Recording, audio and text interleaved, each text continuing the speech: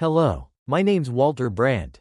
I spent 40 years building weapons the world wasn't ready for, and now I'm just the old guy with the orange rifle. Last week, a 20-something Marine laughed in my face, told me to pack up my toy and leave his range. He tapped my rifle like it was made of plastic, said I didn't belong there. What he didn't know is that the rifle he worships, I built its father. They called it a relic. They forgot I was still breathing. So tell me, what do you really see when an old man walks onto the field? Let's find out. Ellipsis. They didn't notice me at first. That's how I prefer it these days, quiet entry. Quiet exit. Just a man with a case and a clipboard walking across the dirt lot of Fort Claymore's sniper range. Not a threat, not a story, just old.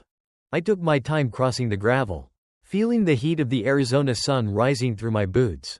No clouds, no breeze, the kind of dry morning where sound carries and memory drifts up from the sand like ghosts. The bleachers were mostly empty, save for a few young Marines in tan uniforms lounging between drills, joking loud enough for the whole valley to hear. One of them spotted me first. "Yo, Grandpa brought his musket." Laughter. Real belly stuff. Unfiltered. That particular flavor of cocky only young men in groups can produce. I didn't flinch, just kept walking. I reached the edge of the shooting line and set the case down. Snapping open both latches. The hinges creaked a little, same as my knees. I lifted the rifle out with both hands and laid it across the padded bench like I was tucking in an old friend. The walnut stock had been refinished so many times it gleamed like a relic. No attachments, no rails, just iron and wood, plus a scope that looked like it had seen Vietnam and lost.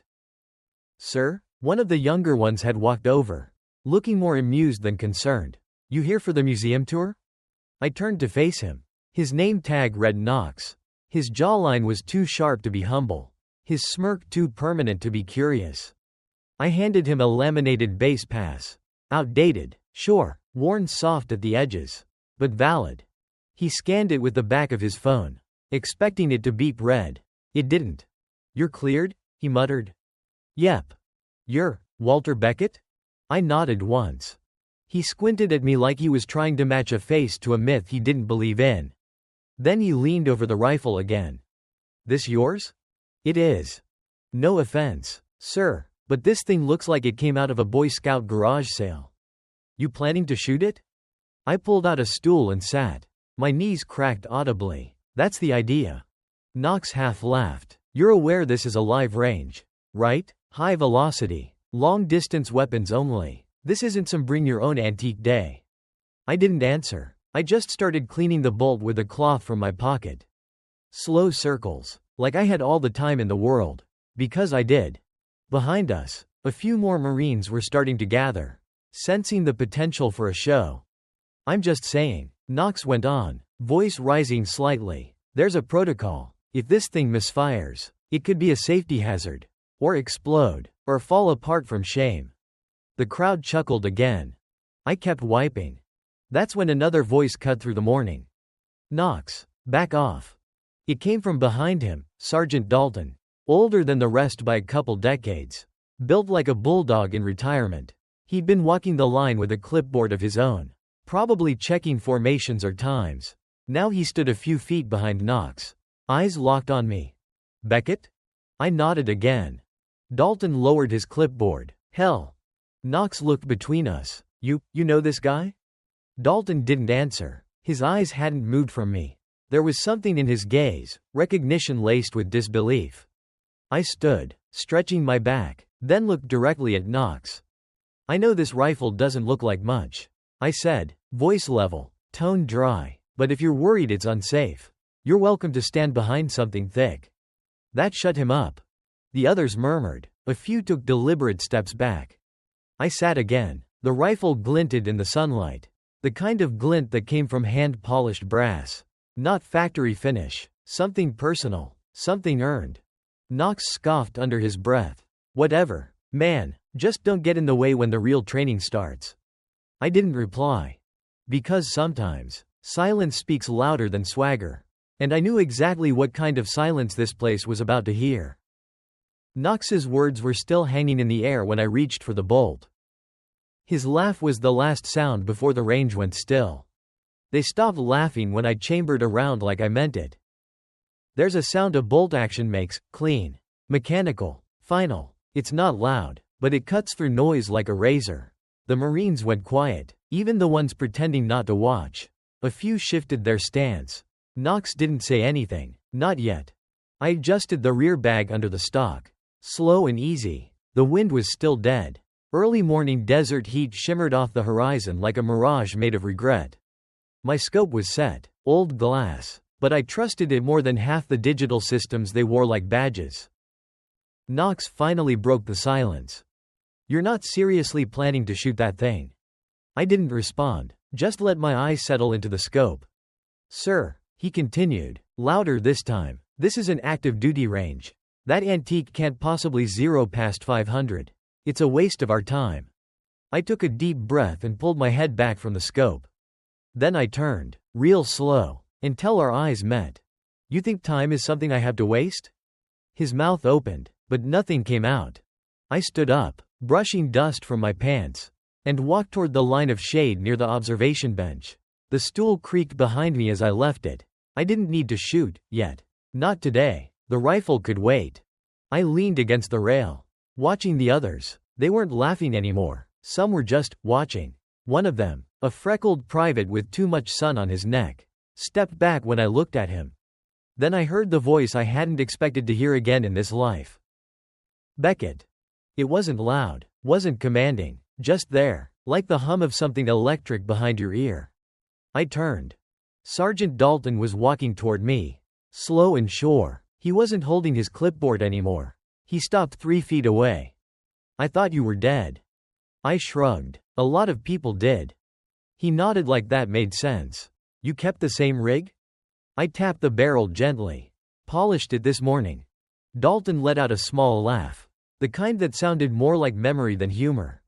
Knox stepped forward, arms crossed. "Wait, what's going on? Who is this guy?" Dalton didn't look at him. He kept his eyes on me. "He's the reason the sniper school got a rebuild back in '92. Knox blinked. "What?" Dalton sighed. "Long story. Not mine to tell." That answer didn't satisfy Knox. Not by a mile. He stepped closer to me, now visibly annoyed. "Look, I don't care what war story you come from. You're not on the list. You don't belong out here." I met his eyes, calm and clear. Neither did I back then. Knox flushed. "I'm asking you, one last time, to leave this range before I report you." Sergeant Dalton took a step forward, but I raised a hand to stop him. I looked at Knox. "Report me, then." He stared at me, waiting for a flinch. There wasn't one. He turned and pulled out his tablet. "I'm calling this in." I walked back to my rifle, took the stool again, and resumed cleaning the chamber like nothing had happened. That was my answer to every threat the world ever threw at me: clean steel. Steady hands. No apologies. Behind me, I heard Knox talking on the comms, using official language that didn't suit the heat. Unidentified civilian presence on range. Potential breach of protocol. Request verification and clearance authority. I smiled faintly. He just stepped into something far bigger than he could imagine. Dalton moved to stand near me, lowering his voice. "I didn't know you were still around." "Not really." "I didn't either," I said. He nodded slowly. "They're not gonna believe it's really you." I looked through the glass again. My old scope had a small scratch on the lens, just enough to catch the sunlight. It reminded me of a scar I had on my forearm. Not pretty, but honest. "They will." And just like that, the comms crackled. Knox's voice got sharp. "What do you mean, restricted file?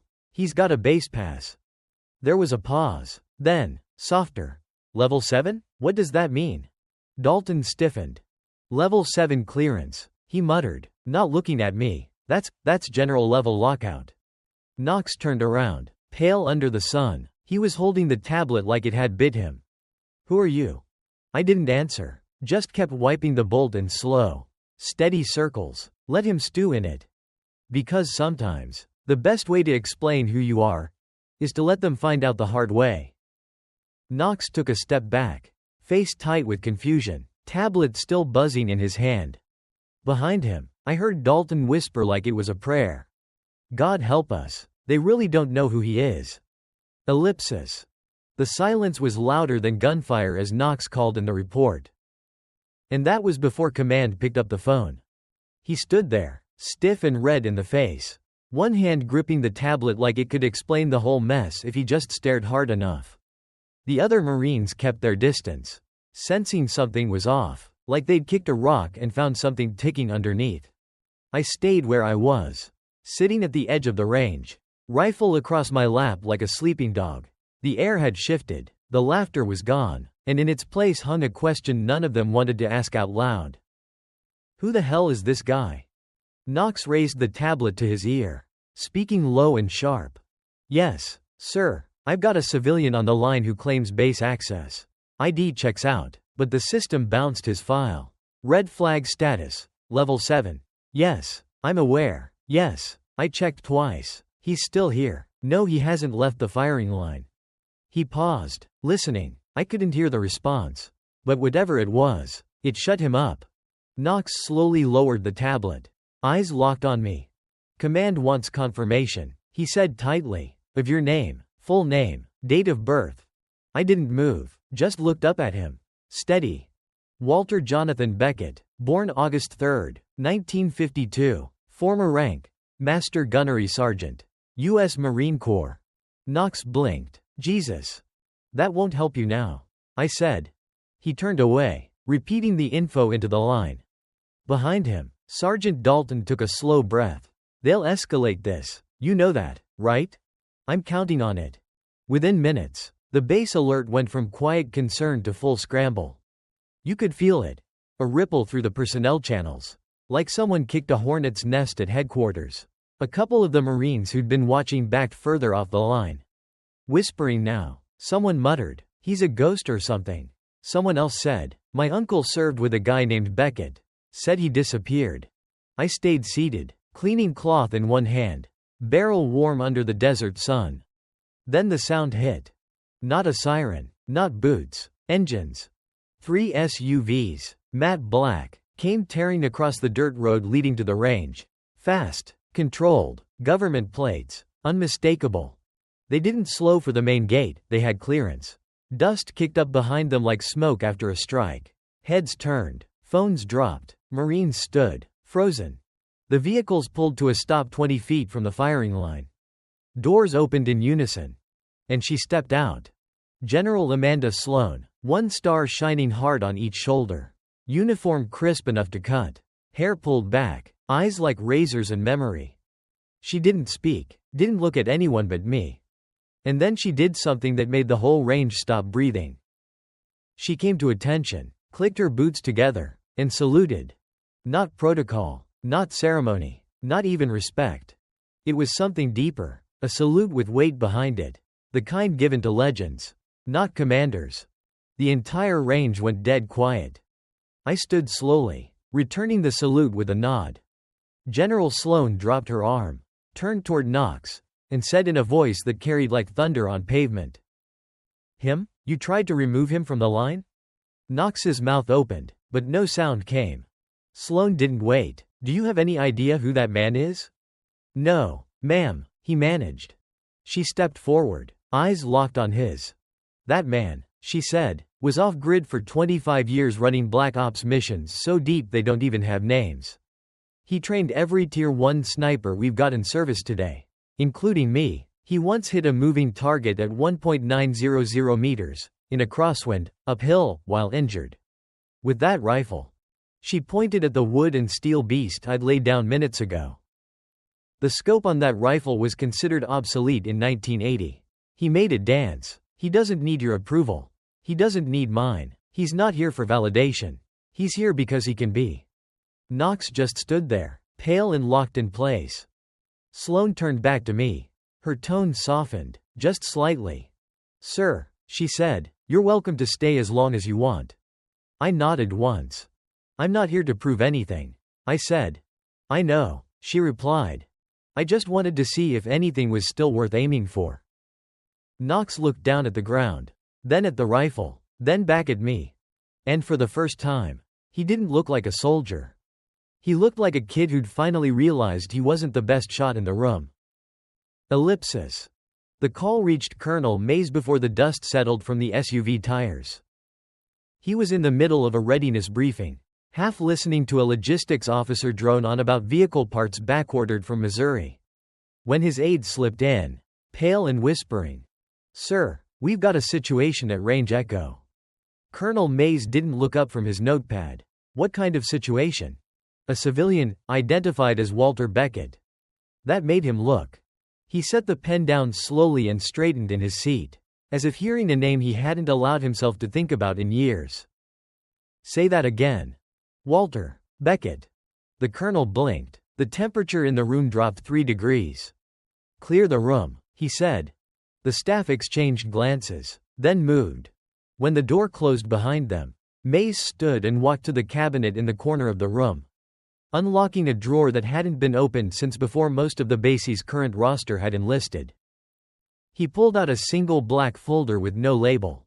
Inside, 1 photo, 2 memos, and a single sheet marked Eyes Only, Level 07. A moment later, he picked up the secure phone. "This is Colonel Franklin Mays. I need to speak with General Sloan. Immediately." Back at Range Echo, I was still seated, watching the Marines reassemble their pride in hushed tones. No one had laughed in 15 minutes. Most didn't speak at all. Knox hadn't moved since General Sloan arrived. She'd left with her officers after making sure the chain of command was crystal clear. "I stay." No more questions. The only sound was the wind, finally picking up as it passed through the range. I could smell the copper of the sand, feel the shift coming. Sergeant Dalton returned to my side, carrying 2 folding chairs. He set one beside me and sat with a slow grunt, handing me a bottle of water. I nodded, took a sip. "You knew she'd come," he said. I didn't answer. "You wanted them to call it in." I let the silence sit for a bit before replying. "I didn't come here to make noise, Pete, but I also didn't come to be erased." Dalton leaned forward, elbows on his knees. "Why now?" I looked out across the empty range, the targets glinting in the far distance. "Because if they can't recognize what matters when it's sitting right in front of them, then maybe it's time someone reminded them." He nodded. "So you're gonna make an example of yourself?" "No," I said. "I'm gonna make an example of them, by showing them what's possible." Dalton let that sink in. "You know they're scared. They should be." 30 miles away, General Sloan stood at the edge of the command center roof, phone pressed to her ear. Confirmed. Visual ID. He's sitting on the firing line right now. Colonel Mays's voice on the other end was tight. "Why did he show up?" He hasn't said, but he knew he'd be recognized. "Should we classify this?" She stared out at the ridgeline beyond the base. "Too late." There was a pause. "I'll be en route in 20, he said. Sloan lowered the phone. Her face didn't move, but something behind her eyes flickered, not fear, not awe, something closer to obligation. As she turned to re-enter the command floor, she paused, then muttered under her breath, "If he fires that weapon again, everyone's gonna feel it." At the range, I had pulled the rifle back into position, checked the bolt, adjusted the cheek rest. The process hadn't changed in decades. Muscle memory did the work. My hands moved like they still wore the gloves of 25 years ago. Knox finally approached, slow this time, not angry, not confident, uncertain. "Sir," he began. I looked up. He swallowed. "I didn't know." "No," I said, "you didn't." He stood there, looking for something else to say. It didn't come.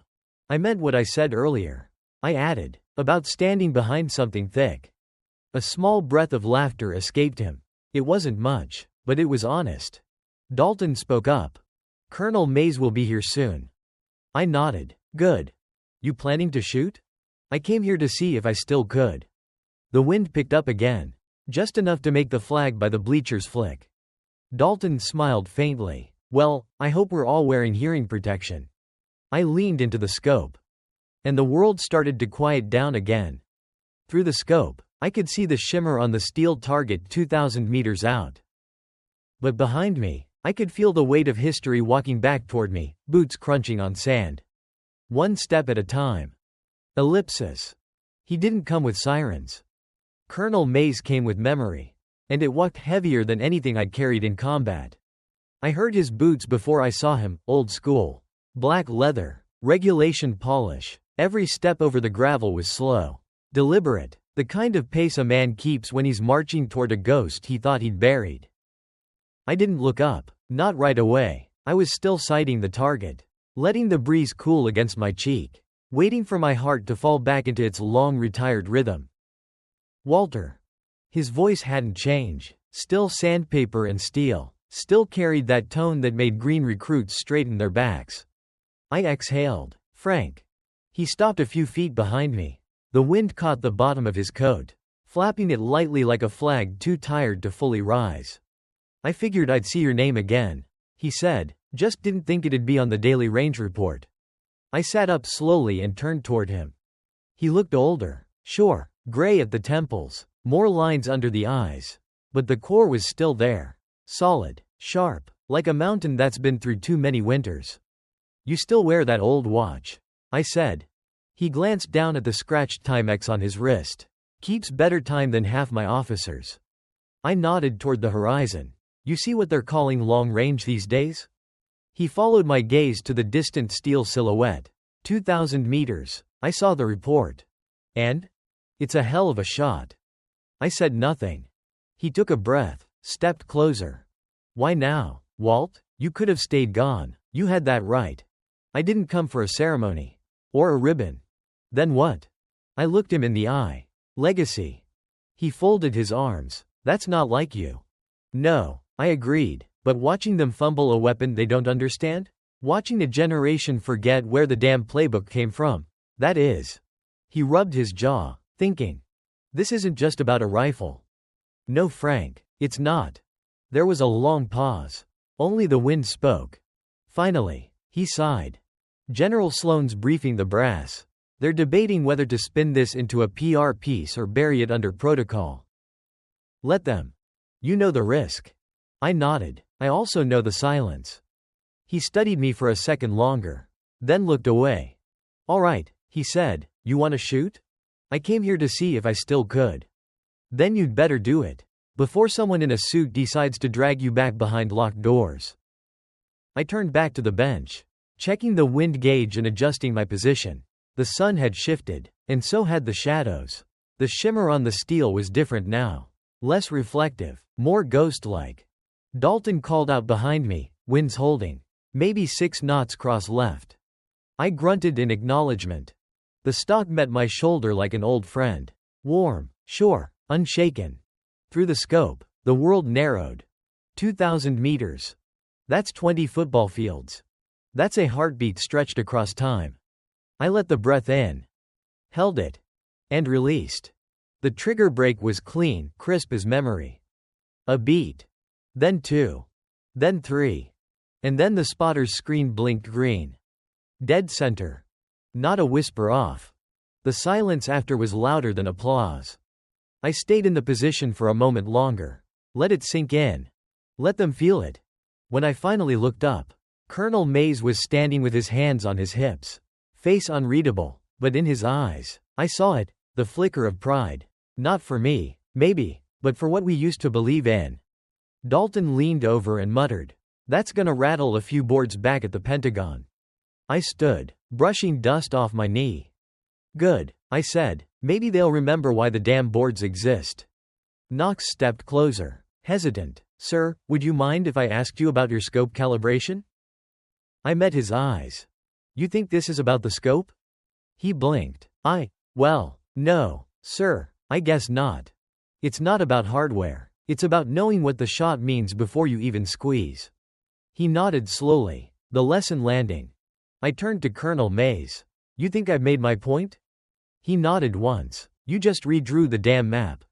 As the sound of the shot faded into the desert, a new noise began. The low, quiet hum of approaching helicopters, unmarked. Ellipsis. I knew that sound. Not transport, not training drills. That was extraction. 2 Black Hawks broke the ridgeline like ghosts, no markings. No fanfare. Just matte black machines slicing through the late afternoon sky, kicking up coils of dust across the Mojave Range. Everyone turned. Even the cockiest Marines had enough sense to shut up when birds like that dropped in unannounced. I didn't move. Colonel Mays, on the other hand, took one look and muttered, "That's not protocol." One of the birds banked hard and landed just outside the safety perimeter. The other hovered in a slow circle above. Out stepped two figures, civilian clothes, clean-shaven, dark sunglasses. Spooks. The kind who didn't blink when walking into a room full of guns because they already owned the room. I looked at Dalton. He didn't like it either. You could see it in the way his hand hovered near his radio. Mays turned to me. "They're here for you." Figured. "You want me to intervene?" "No," I said. "They're not a threat, just a reminder." The taller one approached first. He had a neutral face. Too practiced. Probably wasn't his first unannounced visit to a government facility. "Mr. Beckett," he said. I didn't answer. "We'd like a word." "I'm sure you would. We'd prefer it be off-site." Dalton stepped forward, but I raised a hand. "No need." I grabbed the rifle case slowly. Not rushing, letting them know I wasn't rattled. "Where are we going?" I asked. "Debrief facility, south of Nellis." That tracked. Quiet enough. Close enough. Mays wasn't done yet. "If he goes, I go." The agent turned to him. Respectfully, "Colonel, your clearance doesn't extend that far." Mays squared his shoulders. "Try me." The agent smiled. "We don't want a scene." "You brought helicopters to a civilian range," Dalton said. "Scene's already here." I looked between them, then shrugged. "I'll go," I said, "but I take my own seat. And I bring my own man." The agent hesitated. The other one, who hadn't spoken until now, finally nodded. "That's acceptable." I turned to Knox, who'd been standing off to the side, sweating bullets. "You stay here, Marine." "Yes, sir." He stiffened, a flicker of relief crossing his face. As I walked toward the helicopter, the late sun turned the dust into gold around us. The rotor wash pushed at my clothes, flapping my jacket like I was stepping into a storm I'd already weathered once before. Inside the Black Hawk, the noise dulled to a low, steady hum. Dalton sat beside me, quiet, arms crossed. The agent said nothing. They didn't need to. This wasn't an arrest. It was a retrieval. We flew low, skimming the terrain. Through the small window, I could see the dry veins of ancient rivers crisscrossing the desert below, reminders of time and silence. After 40 minutes, we touched down on a compound just past the edge of nowhere. Clean, concrete buildings, no logos, no guards, just presence. They walked me through a blast door and into a cool, silent hallway. Dalton stayed behind. I didn't fight it. In a small, windowless room, they offered me water. I declined. Then the door opened again, and in walked someone I hadn't seen in 3 decades. Director Ann Rourke. Hair silver now, eyes still like polished ice. She didn't sit, just stood across from me with a file in her hands. "You made quite the entrance." "Didn't plan it." "No," she said, "but you knew what would happen." I didn't respond. She opened the file. Inside, satellite photos, wind data, heat signatures, and one high-res image of a perfect shot to the center of a steel plate. Labeled 2.000 meters. "You haven't lost a step." That wasn't the point. "No," she said again.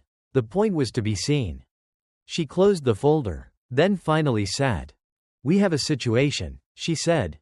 I waited. "A developing platform overseas, synthetic stabilization tech, long-range capabilities. They're citing some of your equations. From the DARPA files, the ones you marked restricted." My jaw tightened. They shouldn't have access. They do. So why am I here? Because they're building a rifle based on your prototype. And they're field testing it next month. Somewhere not friendly. I leaned forward slightly. "That orange paint job? You think they copied that too?" Rourke smiled, barely. "This isn't about color, Walter. It's about ghosts. Yours." She pushed the folder toward me. "We want you to confirm the leak. And if possible, neutralize it." "Why me?" "Because it started with you." I stared at the folder. Then at Rourke. "You're not just asking for intel," I said. "You're asking if I'm still a weapon." Ellipsis. She didn't flinch. Not even a blink. I just called myself a weapon to her face, and she looked back like she was confirming it. "I'm not here to make threats." Rourke said, and I'm not asking you to suit up and jump out of a plane. I raised an eyebrow. Yet. She gave a faint shrug. Fair. The room was cold, sterile, but something in it cracked open when she slid the folder a little closer to me. They're calling it Project Thor. Precision-guided, AI-stabilized, modular sniper system. Too clean, too fast, and too familiar. I flipped the top page. Renderings, diagrams. They'd mirrored my Mark V to the millimeter, except now it was painted in gunmetal gray, with the corporate logo burned into the receiver. They stripped the soul, I muttered. No soul, just specs. And where is this being tested? Vladivostok, then possibly off-grid near the Caucasus. That's not a field test, I said, that's a demo for buyers. Rourke didn't confirm, but she didn't deny it either. I closed the folder. Why me? Because we know you can spot your own fingerprints. Because whoever leaked it had access to deep DARPA repositories. And because you're the only one who ever locked down the orange clause. I smiled. You remember the clause? Every line of it, including the one that states any use of the prototype without your explicit sign-off triggers a breach of legacy protocol. Legacy protocol. It wasn't in any public document. It wasn't even in most black books. It meant, if they use your ghost, you get to haunt them. You want me to confirm, I said, but you also want me to act. Rourke leaned forward, elbows on the table. We want to send you in as a consultant. Civilian observer on the International Weapons Committee. You'd be there for oversight. And when I see the weapon? That's up to you. She paused, then added, but we'll provide whatever backup you require, including old contacts. Military? Contractors, some names you'll remember. I stood and paced. The tile floor clicked under my boots. No guards, no restraints. They didn't need them. They knew I wasn't here out of force. I was here because someone had decided to sell a piece of my past and dress it up like the future. And the Marines? I asked. They'll be debriefed. Official story. Long-range assessment. Veteran training module. Classified oversight. And the kid? I said. Knox?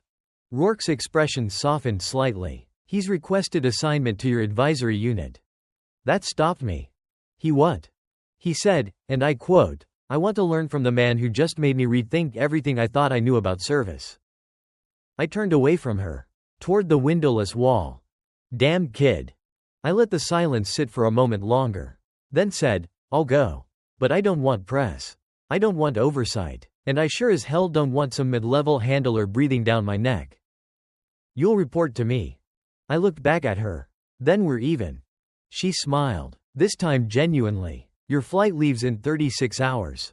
We've set you up with a safe house outside Frankfurt. You'll connect with your contact there. And who's that? She reached under the desk and slid over a sealed envelope. I opened it and blinked once.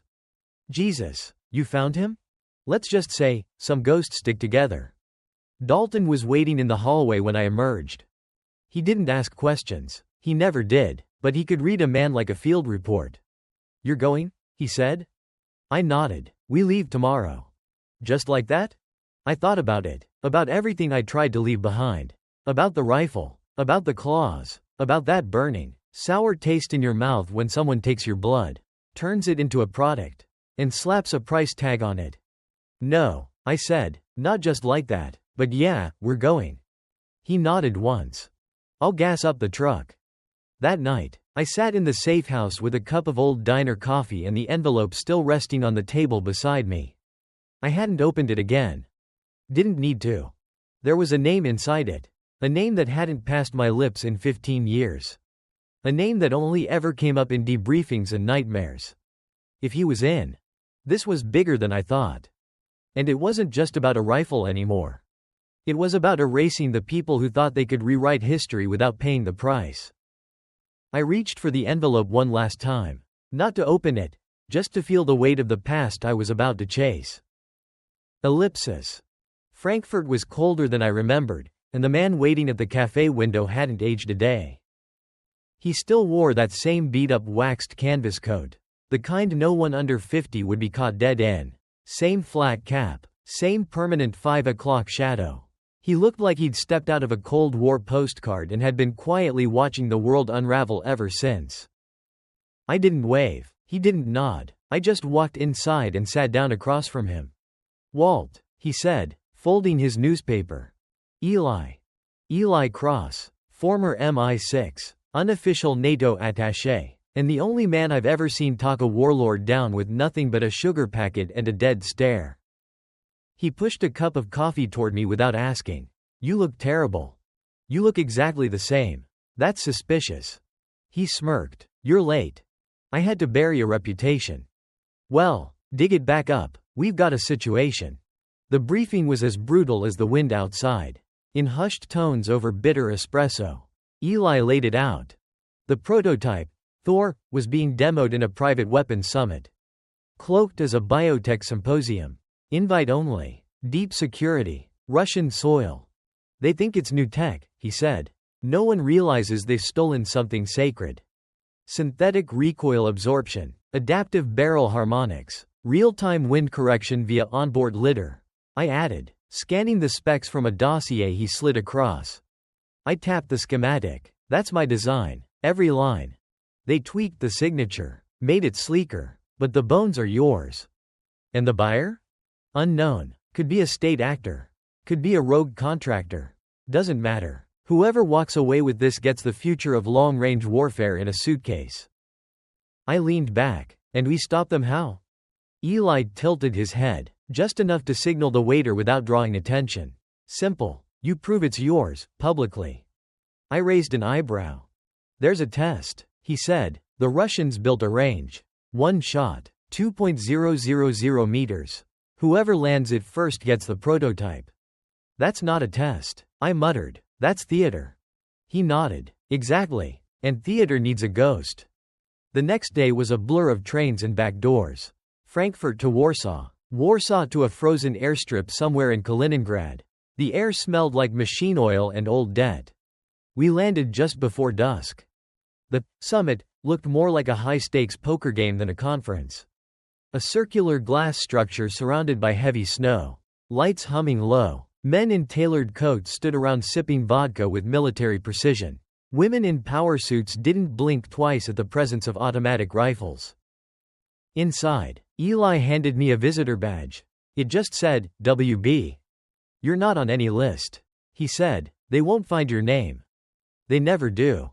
My gear was already there. The Mark V prototype, or what remained of it, had been flown in under diplomatic exemption. I opened the case, and for a second, the world fell away. Same stock, same etching near the trigger guard. My father's initials, scratched in with the tip of a bayonet, still visible under the orange paint. I ran my hand along the barrel. No AI, no bells and whistles, just steel, sweat, and memory.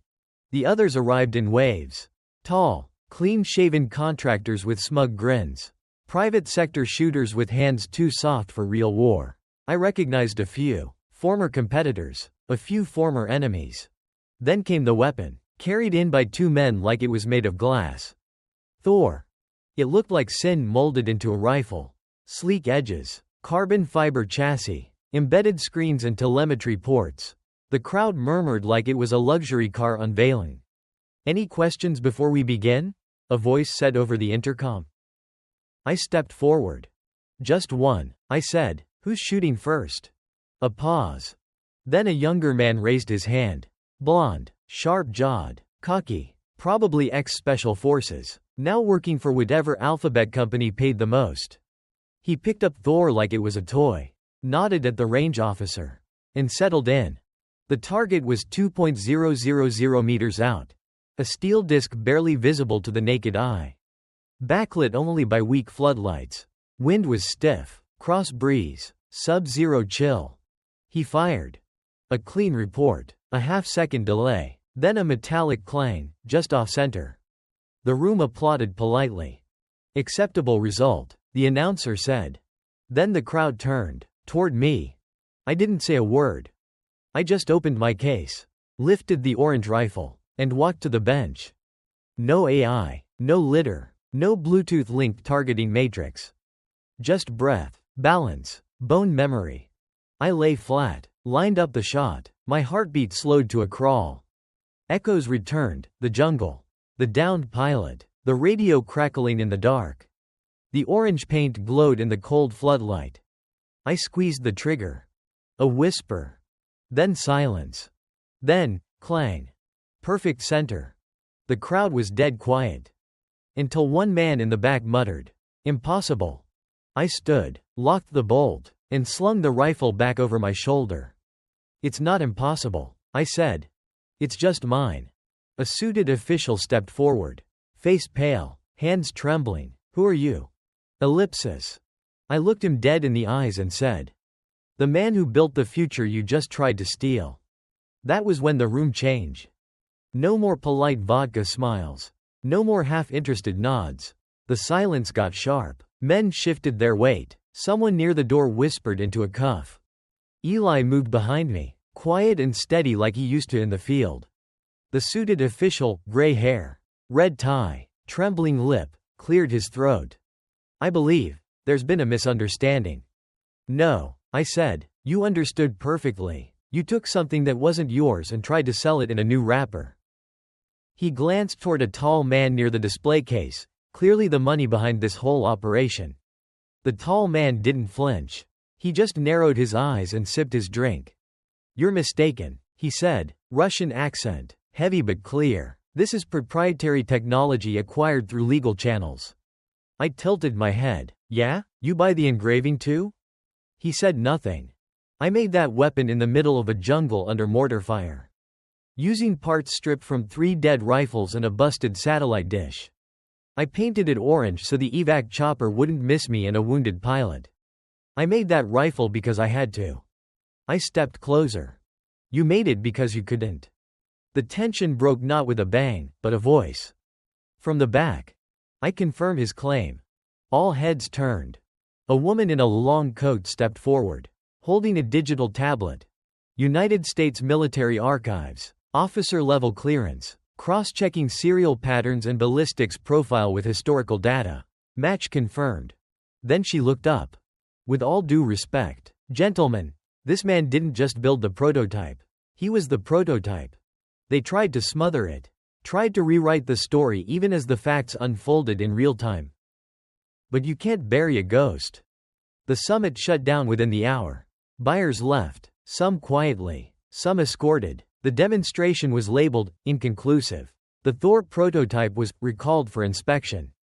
But the real victory came days later. Back on American soil. A press conference. Not flashy. Not publicized. Just a small podium, a few chairs, and a flag fluttering in the breeze. General Rourke stood beside me, reading from a short, prepared statement. "We recognize the contribution of individuals whose actions shape doctrine, not only through combat, but through innovation, courage, and sacrifice. Today, we acknowledge one such man." She paused. "For actions carried out under classified conditions, with no expectation of recognition, the Department of Defense formally reinstates the Mark V as a legacy platform, credited to its sole designer, Walter Brandt." There was no applause. Just quiet. And then, the sharp click of a salute. From Knox. In uniform now, standing straight-backed and silent. His eyes locked on mine. I stepped off the podium and walked to him. He didn't move. So I raised my hand, returned the salute, and held it. "I was wrong," he said quietly. "Back at the range." "No," I said, "you were young." He nodded, eyes damp. "What do I do now?" I looked out across the base, the barracks, the drill fields, the wind kicking dust across fresh boot prints. "You learn," I said, "and then you teach." A week passed, then 2. One morning, a package arrived at my door. No return address, just a single label, from one builder to another. Inside was a new scope. Handmade, no branding, calibrated tighter than anything I'd seen in years. Engraved on the side were 5 words. "Every shot still matters." I sat with it in my hands for a long time. And for the first time in years, I didn't feel like a relic. I felt like a craftsman again. Like maybe, ghosts don't disappear. They just wait for someone to remember their name. Ellipsis. If this story hit you like it hit me, If you believe respect is earned, not aged out, then don't let legends like this fade in silence. Subscribe to Our Veteran Life, Chanel for more real stories about the heroes walking among us. Quiet but unshakable. And share this with someone who needs to be reminded. Not every warrior wears their war on the outside. Let me know if you want a version with slightly more energy, drama, or emotion.